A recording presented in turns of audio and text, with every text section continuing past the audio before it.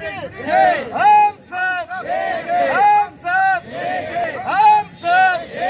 कचरा वाहतूक श्रमिक संघाच्या कचरा वाहतूक श्रमिक संघाच्या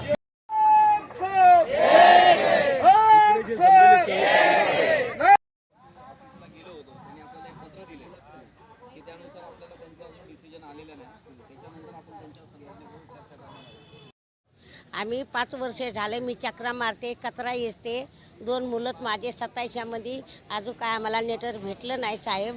मग आम्ही काय खायचं आता सांगा. म्हातारा माणूस झाले, मला एक तर एखाद्या रोजी तरी पगार खायला पाहिजे का नाही. आता आम्हाला नेटर द्यायला पाहिजे म्हणतात यायनी. हमारा सिर्फ हमारा हक दे दें और कुछ हम कहना नहीं चाहते हैं, क्योंकि हम ये हक के लिए हम कुछ भी करेंगे. यहाँ 1 महीना हो या 1 साल हो हम बैठेंगे, मगर हम अपना हक लेके जाएंगे. हक छोड़, क्योंकि ये मेरा हक है. हम उनसे भीख नहीं मांग रहे, अपना हक मांग रहे हैं. हम लोग अपने छोटे छोटे बच्चे छोड़ के हम लोग यहाँ पर आते हैं सब कुछ वो करके, क्योंकि हम अपना हक मांग रहे हैं. उनसे हम विषयमधले होते, त्यांचं वय कमी होते म्हणून शाळेच्या डाकलावरती वय कमी होते म्हणून त्यांनी कामावर घेतला न होते. कामाचं टेन्शन म्हणून त्यांनी डायरेक्ट आत्महत्या करून घेतले. माझ्या 4 पोरं आहेत, लहान लहान आहेत, त्यांचं शिक्षण नाही काय नाही, घरी बसलेलं आहेत. आम्ही पोरांना काय चारायचं काय नाही, आम्ही घरी बसलेलं आहेच. आम्हाला कामाधंदा नाही, कामावर घेतलं नाही काय नाही. आता मेरा नाम विलास कामड़े, मैं कचरा वाहतूक श्रमिक संघ का संगठन करके काम कर रहा हूँ. यहाँ पर हम जो आंदोलन कर रहे हैं, हमारी मांगे इतनी है, जो सुप्रीम कोर्ट ने इन कामगारों के बारे में कहा है कि इनको परमानेंट करना है, उसके बारे में हम यहाँ पे बैठे हुए. हमारे यूनियन के माध्यम से जो सुप्रीम कोर्ट में केस लड़ा गया था, उसमें हमारे बाजू से न्याय आया है. हमारे बाजू से सुप्रीम कोर्ट का आदेश है कि इन कामगारों को, ये महानगर पालिका कर्मचारी है, इनको काम देना है. 2017 में आया था.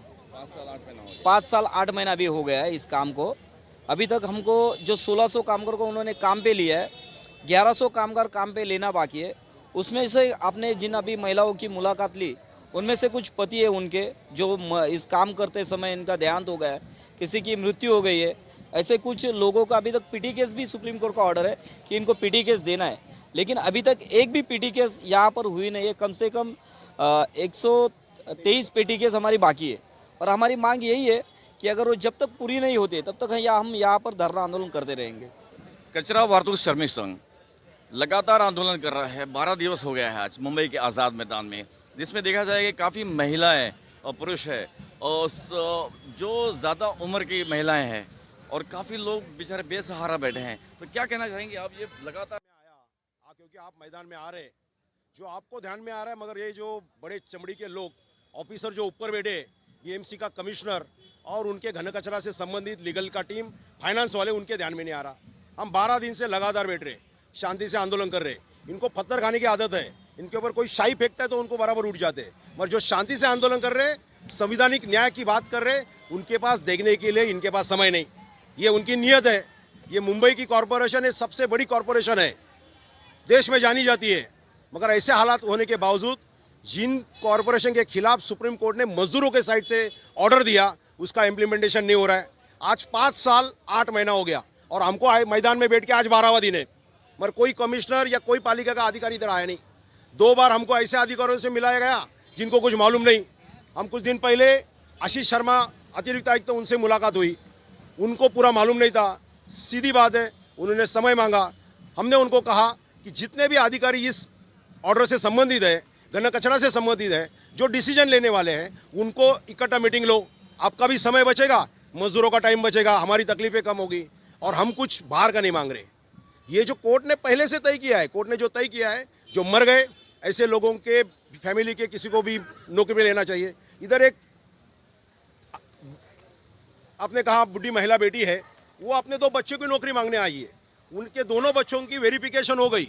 उसकी माँ कचरा चुनने का काम करती है और घर संभालती है. वो दोनों बच्चों का सुप्रीम कोर्ट के हिसाब से चेकिंग होने के बाद उनके हाथ में अपॉइंटमेंट का लेटर नहीं, और उसी लिए वो घूम रही है. दूसरी महिला जिनके लिए ऑर्डर दिया गया और बीएमसी के अधिकारी, एम वेश के अधिकारी, ओएस उनको रोज घुमा रहे हैं, आज इधर जाओ कल इधर जाओ, क्योंकि ऊपर से डिसीजन होना है. ये क्लियर का डिसीजन नहीं लेते, इसीलिए तकलीफ है. तो यहाँ पर जो गुजर गए उनकी फैमिली यहाँ पर बैठी है. यहाँ पर 453 ऐसे मजदूर हैं जिनका वेरिफिकेशन हुआ कानून के हिसाब से.